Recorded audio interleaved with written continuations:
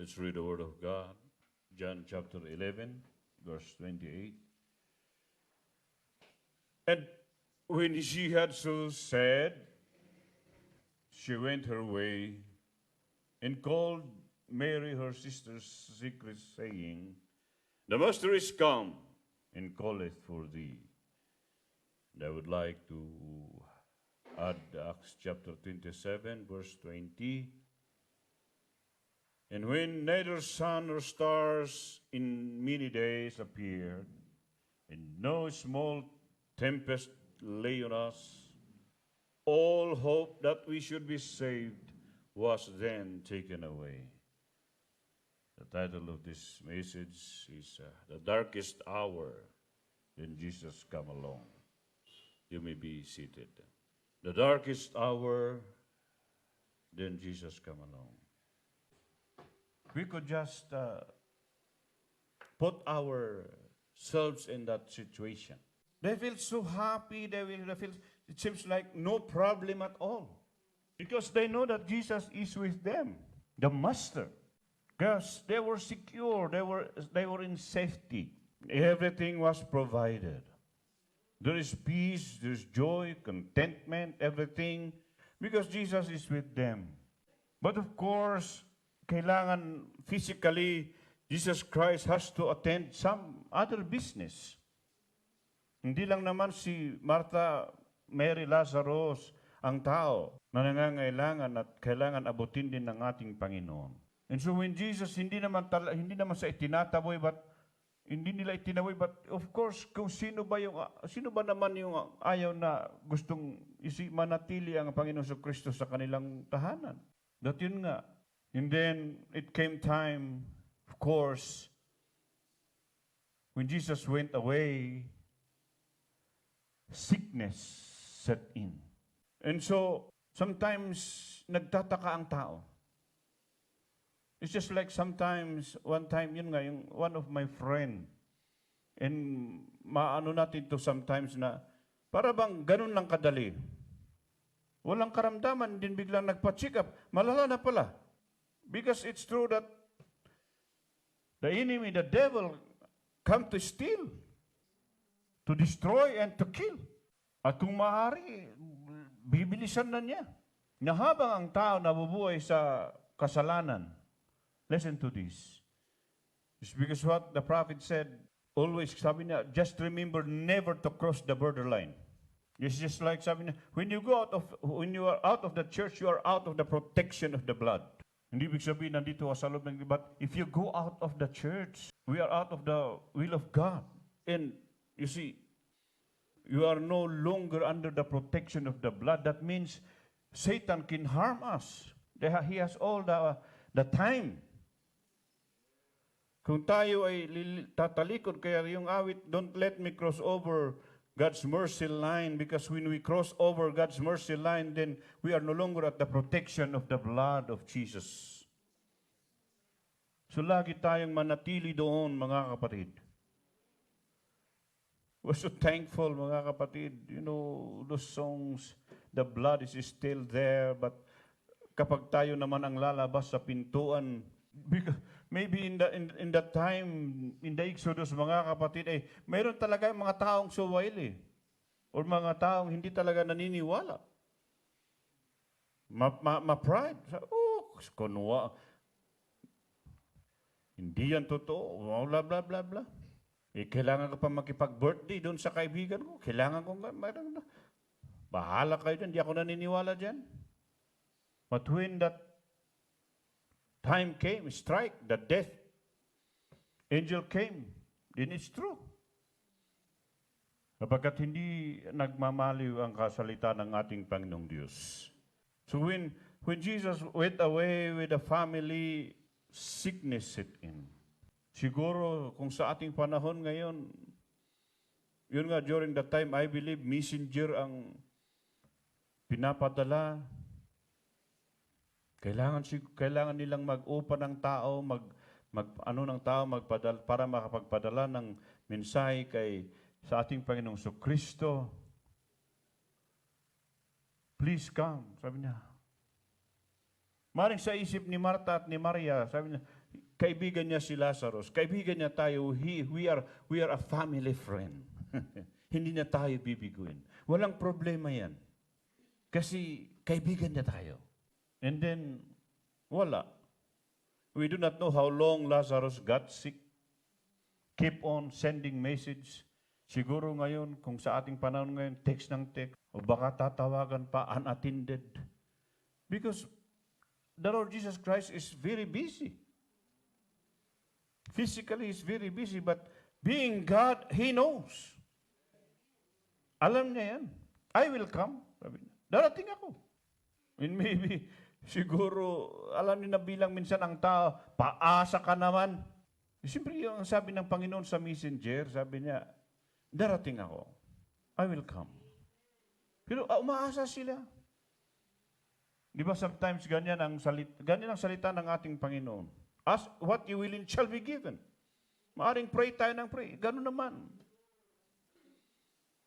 Because God, alam ng Diyos mga kapatid, every time when I pray, I always use the word of God, the promises of God. Lord, sabi mo sa masalita like this. I believe what you said. That sometimes, para bang walang nangyayari. It seems like nothing happened. But we believe on the word of God. Paasa ka naman, wala. But this is really one thing that we also need to realize, to remember, that God will never be so early. And God will never be late. He is always on time. You are 4 days late, Lord. Uli ka na. You see, within 3 hours past, ang bangkay ay magsimula ng maagnas. Could you imagine that God or Jesus Christ waited for 4 days na hanggang hintayin niya na maagnas na yung tao? But you see, sometimes this is also we need to realize that sometimes God wants to show us greater glory. Kasi kung dumating siya na pinagaling si Lazarus the very first day that he got sick, parang okay lang kasi sipon lang naman yan, lagnat lang naman yan. But to think of that the body has been already rattening. Naagnas na yung katawan ni Lazarus. And then talagang hinintay pa talaga na mawala talaga ng pag-asa. It's just like this, the verse that I read na tungkol kay Apostol Pablo. Talagang, actually pinakita na sa kanya ng Panginoon that there's going to be a strong typhoon. Wow. Hindi na natin kailangan ng pag-asa, ano? Kasi meron tayong pag-asa. Sabi ng pag-asa kay Apostol Pablo sa mga may bagyo na malakas. Signal number 3. Super typhoon. At nandun na sa karagatan ng Batanes. Kung sa Batanes man sila, yung ko ba itong Batanes talagang ito yung gateway ata ng bagyo na to? Mga bagyo. Sinabihan ni Apostol Pablo ang mga tao, yung mga sa barko, pero ayaw makinig. Kaya patuloy pa rin. Walang magawa si Apostol Pablo kasi isa siyang prisoner . He has to aboard on that ship to travel. Maaring sabi ng kapitan o ng mga sundalo, ng mga in charge, sinasabi mo lang yan para makatakas ka or para makawala ka. Pero hindi nagkakamali ang vision ng Panginoon. Ibinigay na ng Diyos ang pangitain kay Apostol Pablo na ganun ang mangyayari. So when they traveled, ganun ang nangyari nga. They have shipwrecks. Talagang grabe. But no matter what, alam nyo, sabi while having that, sabi na, wala na silang pag-asa, talagang grabe na, ilang araw na sila sa laot, sa karagatan na walang ni ultimo buwan between. Could you imagine you are in the midst of the ocean na malakas ang hangin at ulan, tapos ang dilim. Wow! Kumbaga nakakatakot yung itsura eh. Could you imagine that? You're in the midst of a strong typhoon, tapos nandun ka sa karagatan, talagang hindi na sumisikat ang araw. All hope is gone. Talagang everybody, siguro lahat na ang nasa isip nila, wala na katapusan na natin ito. But this situation nila, Apostol Pablo, nandun sila sa laot, ang dilim ng paligid. Wala talagang pag-asa. But God sent an angel. God. Because there's a promise, there is a word to Paul. So ito yung sinasabi kong, in the word of the Lord came to me. Yun yung maganda sana eh. Ang sabi ng Panginoon kay Apostol Pablo, you must appear to the emperor. I forgot the name. Hindi pa si Nero ata yan. Diyos dadalhin siya sa Roma. You must appear before King, I forgot the name. So, di ba? So, ibig sabihin, no matter what, ang mangyari, Paul is going to appear. Magkamatayan man lahat ng kanyang kasama. Kitingnan nyo, nung sila ay nakadaong na, doon sa dalampasigan, because the angel of the Lord told them, manatili lang tayo dito, walang tatalon, walang magbabakasakali. Because the angel of the Lord told me this evening, this night, that no one will be lost if you abide in the ship. Is that a good word, mga kapatid? If you abide in me, and my word abide in you. No one will be lost if you just abide in the ship. I don't know kung mayroon talagang matigas ang ulo na, ay bahala na kayo dyan, basta ako. But everybody that abide in the ship, they are reach the land safety. Pero tignan ninyo, pagdaong pa lang, pagdating pa nila sa dalampasigan at dahil sa sila'y gininaw na talagang nagsiga ng apoy. Pati si Apostol Pablo namulot ng mga patpat, mga pating, akala niya kahoy pa rin yung pinupulit, yun pala ahas na.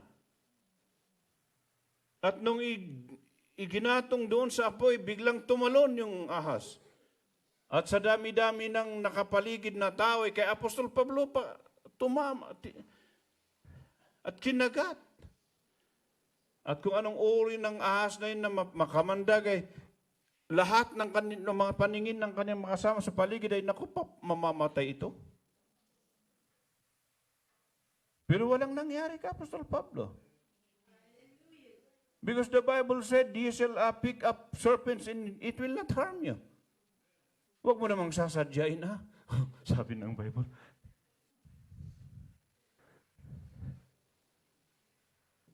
You shall drink poison, sabi niya, it will not harm you.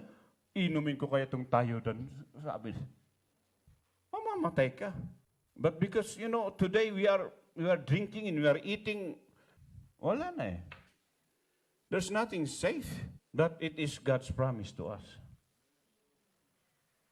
So that's it, mga kapatid. Every time, lagi mga kapatid, sa panahon na pinakamadilim, doon dumarating ang ating Panginoon. And maybe talagang hinahayaan niya sapagkat gusto niya na talagang mapatunayan sa atin na talagang wala tayong ibang maaasahan kundi siya lamang. Have you ever tried na lumapit sa isang kaibigan o kapatid o kamag-anak na alam mo naman na kaya kanilang tulungan, but they will fail you. And sometimes, sasamaan loob mo dahil alam mo na nangangailangan ka talaga eh. You are badly in need, pero inignore ka lang. Ganun talaga. Si Lazarus na lang ang kapatid nilang lalaki na breadwinner nila na inaasahan nila sa pamilya. Siya pa yung nawala. Di ba minsan ganyan? Minsan pagtataka tayo eh. Nagkaroon tuloy ng biro yung kung sino pa yung mabait yung kinukuha ni Lord.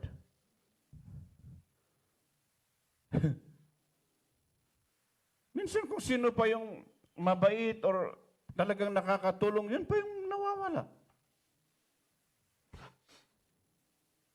There are many things that we don't understand. Hindi talaga natin maunawaan. Kung susubukan natin unawain, hindi talaga natin maunawaan. But His ways, ang kaparaanan ng Diyos, talagang hindi natin maunawaan. Hindi natin maunawaan, hindi natin kayang matarop. So kung ano na lang pagdadalamhati nitong magkapatid sapagkat yung kung sino pa yung kanila inaasahan, yun pa yung mawala. Hindi baga talagang ini-ignore sila ng ating Panginoon. Wala talaga. Kundi mayroon pa bang pag-asa doon? Bilang tao? Baka noong habang nilalamayan pa, habang nandun pa na nakahiga, yung bangkay, baka may pag-asa pa, kunti. Wala eh. Inilibing lahat, walang Jesus na dumating. All hope is gone. Wala na talaga. Then Jesus came. Sabi ni Maria, Panginoon, wala na. Huli ng lahat. Baka bilang tao, dumating ka pa. Dumating ka pa. Kung kailan, wala na. Sabi, alam ko kung nandito ka lang sana eh. Kung nandito ka lang, Panginoon, sana buhay pa ang aming kapatid. Pero ngayon wala na. Andun na, naagnas na.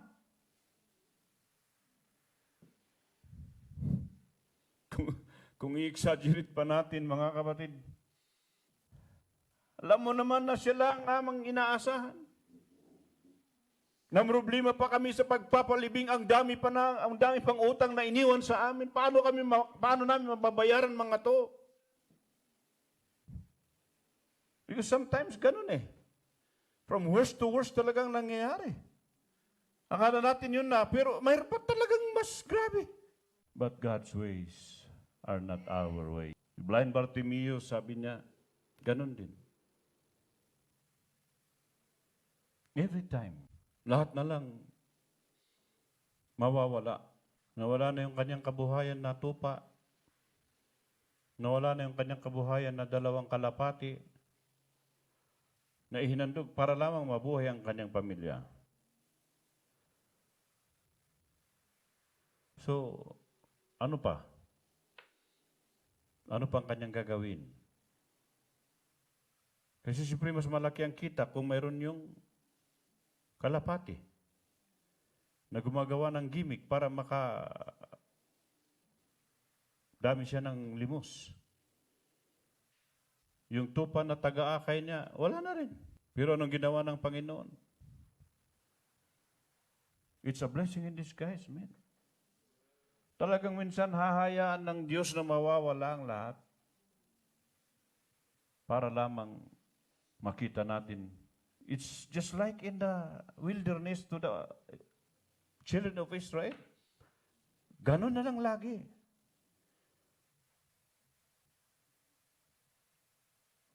I could just imagine yung kanilang galak, yung kanilang kasiyahan habang sila ay nagsisilabasan sa Egypt, di ba? Ay, sa wakas, hallelujah. And then biglang nag-change ang scenery. They were in this front of the big ocean. There's no way out. Magkabila, sabi ng propeta, nandyan ang mga bandido, nandyan ang mga masasamang mga kalaban. Sa likuran, nandyan ang mga sundalo ni Farao na tinutugis sila. In front of them is the Red Sea. What are we going to do?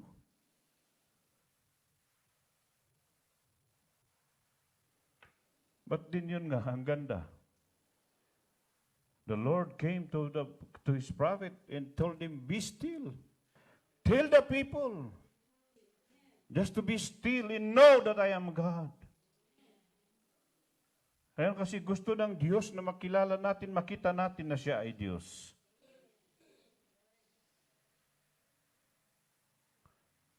It's always been like that. Sa 3 Hebrews, hindi ba sila kayang iligtas ng Panginoon? Bago pa initin ng makapitong beses yung horno? What do you think? Pwede naman na. Bakit pa hinintay na talagang? Kung yung mga ganun eh. Okay. Sabi sa mensahe na ito, hindi natin mababluff si Satanas. You cannot bluff Satan. Bakit? Satan is a bluff. Expert sa dyan. Yan ang kanyang expertise. Yung nang babluff, nang gugulat. Sabi nung kaibigan ko, minsan sa pagmamaniw, gulatan lang yan. Pag nagulat mo yung kasalubong mo, yung kaano mo, di huminto o di sa'yo.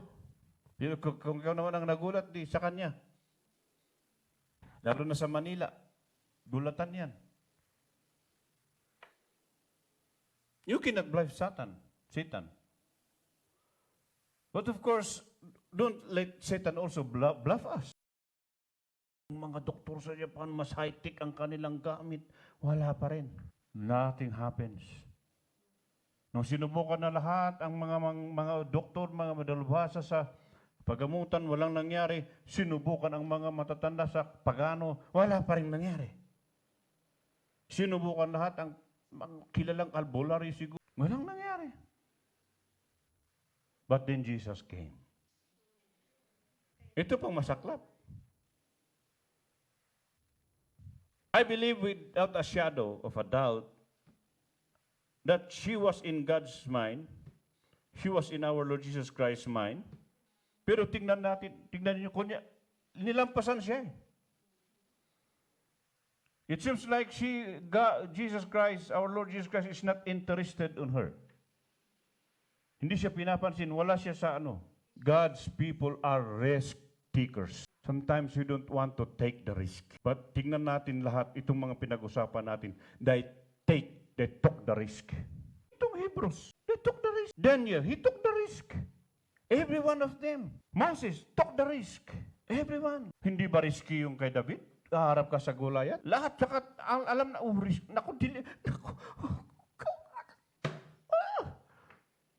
Could you imagine habang pinapanood siya ng mga mga sundalo ng Israel? Si Haring Saul mismo? Naku, patay na! Anong magagawa ng isang bata sa higanti? Itong higanti, hindi lang higanti, but mula pa kabataan talagang na-train na yan na warrior. Samantalang ito, taong bundok lang. Ha? Nakasalalay ang ating kinabukasan. Could you imagine that? Hindi ba nag-isip si David? Nakasalalay sa kanya ang kinabukasan ng kanyang bansa, ng kanyang bayan. Pero, I know whom I have believed. Alam ko! Kung iniligtas niya ako sa leon, iniligtas niya ako sa oso, ililigtas niya ako dito. Subok ko na. Buhay ang aking everybody, everything. Abraham, we know the story, lahat nito. Could you imagine that? Sasaksakin na! Di ba? Nakataas na yung kanyang kamay. Hindi ba pwedeng awatin mo na, nakita ko ang katapatan mo, Abraham. Huwag mo nang pagurin yung anak. Huwag kang umakyat sa bundok. Alam. Pero tignan, umakyat pa talaga sa bundok, ha? Pinapasan pa talaga ng kahoy, ha? Pinahiga pa talaga sa altar, ha? Talagang hinasa pa talaga yung kutsilyo, ha? Eh, nung uundayan na ng saksak, tsaka palang dumating ang salita ng Panginoon. Abraham, my. Kaya sabi ni Brother Branham, naranasan ko na rin yan. Do you imagine, propeta ng Diyos? Ito ito'y masaklap dyan eh. Sa ilang libo, ilang ano lang pinagaling ng propeta, saka pinagpray niya. Para bang nung prinis niya ito 2 years ago, sabi niya, naranasan ko. Meron kasi siyang, kung nagbabasa kayo ng spoken word, lagi niyang binabanggit. Kami nababasa, parang buhay pa yun eh. Mayo Clinic. Magkakapatid daw yun ng mga doktor na kilala sa US. Yun lang pinagkakatiwalaan na doktor ni Brother Branham. Give up na siya. Yun yung masaklap eh. Yun bang magpapadoktor ka? Yun bang magpapacheck up ka? Magpapadiagnose ka? At sasabihin sa'yo ng doktor, wala ka ng pag-asa. Wala na. Ano sa pakiramdam mo? Tataningan ka na eh. Ano kayong pakiramdam ng tao pag ganun, no? Kaya minsan, mga doktor ayaw sabihin eh, di ba, sa pasyente. Ayaw nilang sabihin. Kadalasan na naririnig ko, kausapin yung mga loved ones, ibigay niyo na kung anong gusto niyang lahat. Bakit ganun ang tao, no? Kung kailan mamamatay na, tsaka ibibigay lahat, no? But you know, sometimes, ganun ang para ng Panginoon. Kasi nung narinig ni Hezekiah yun, sabi na, di ba, nagpatira pa, nagpakumbaba sa Panginoon. Sometimes we have to be knocked down to make us look upward. Minsan, nakakalimot tayo. But God's way, there's always a purpose. Meron always laging plano ang Panginoon. Ang dami kong kaya ganun lang gawin natin mga. If ever na darating tayo sa ganong sitwasyon, kausapin natin, may kasagutan. Tiyak yan. Lagi ako nagtatanong sa Panginoon, bakit ganito, Panginoon? Bakit ganito? May kasagutan. Bibigyan ka ng Panginoon sagot. Hindi ka bibigoy. But you know, ang masaklap sometimes yun. It's not that sometimes talagang inaalaw ng Panginoon, pero there are times din na tayo din naman ang may kasalanan. Tayo din ang may problema. Hindi sa lahat ng panahon. Nakagaya tayo ni Job, kagaya tayo ng 3 Hebrews, kagaya tayo ni Daniel. There are times na tayo din ang dahilan. Dahil sa kakulangan natin minsan,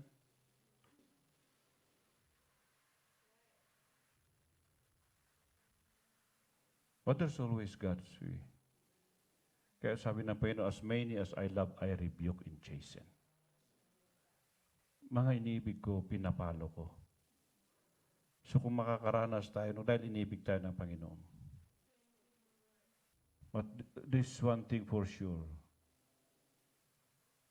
the darkest hour is just before the dawn. Hindi natin alam kung kailan tatagal or what. Kaya nga sabi, si Paul mismo nga I seek the Lord thrice. Ang sagot lang sa akin ng Panginoon, my grace is sufficient for you. Sapat sa iyo aking biyaya. Kasi hanggat mamatay na lang si Paul, hindi gumaling sa karamdaman. May karamdaman si Paul. Torn in the flesh, sabi niya. But sometimes, sabi ni Paul, dahil dito, sabi niya, lagi akong nagpapakumbab. Could you imagine that? I am not ashamed of the gospel, for it's the power of God and the salvation. Talagang, pag nagpipreach si Paul, talagang matindi. Pero namatay na lang siya sa karamdaman niya. Pero hindi sa karamdaman siya namatay, ha? Alam natin kung paano siya namatay. But he still fight for the gospel. Hindi siya huminto. Pero yun nga, kinausap niya ang Panginoon, I seek the Lord thrice. But the answer, sabi ng Panginoon, my grace is sufficient for you. Hindi natin alam. God promised us healing. God promised to provide everything. But sometimes, there are reasons why. In my experience, mga kapatid, sometimes parang maliit lang na bagay, pero look upward. To humble us down, but our hearts to look up to God.